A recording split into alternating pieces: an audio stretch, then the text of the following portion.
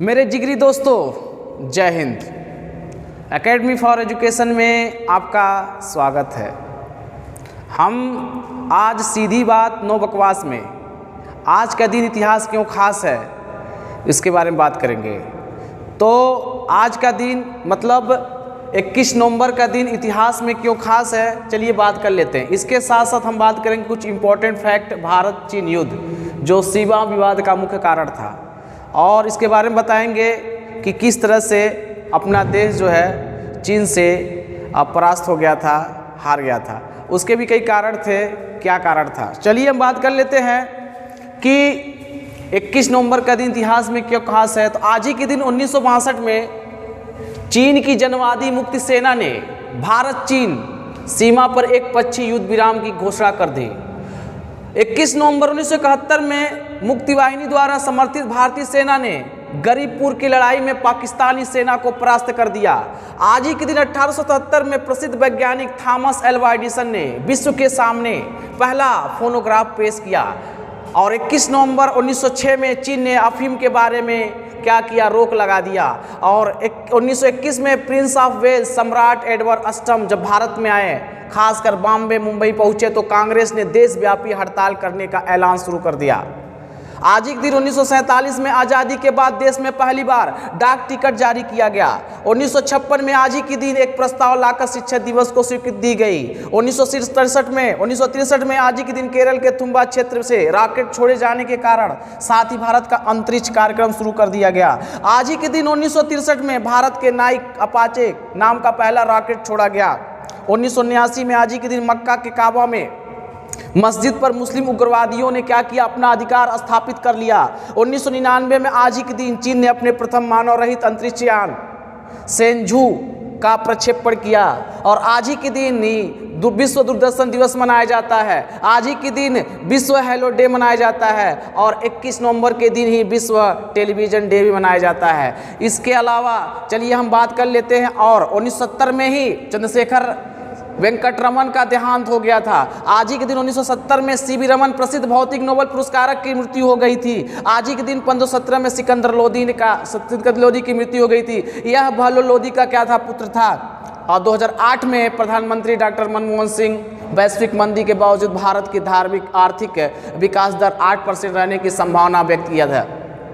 चलिए अब दूसरे पॉइंट पे आते हैं, भारत चीन युद्ध जो सीमा विवाद का मुख्य कारण बना।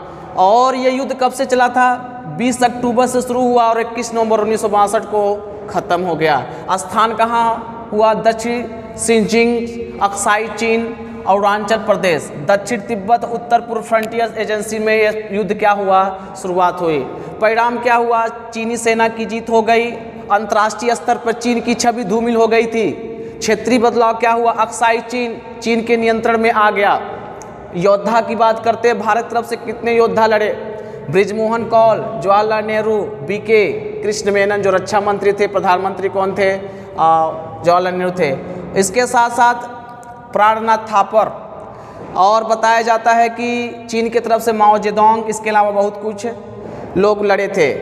और 10,000 से 12,000 क्षमता भारतीय आर्मी सेना की, इंडियन आर्मी सेना थी। और मृत्यु कितनी हो गई, 1383।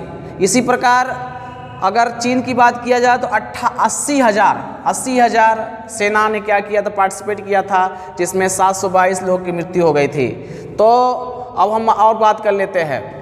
1959 में तिब्बती विद्रोह के बाद भारत ने क्या किया, दलाई लामा को शरण दिया, जो तिब्बती गुरु कहा जाता है दलाई लामा को।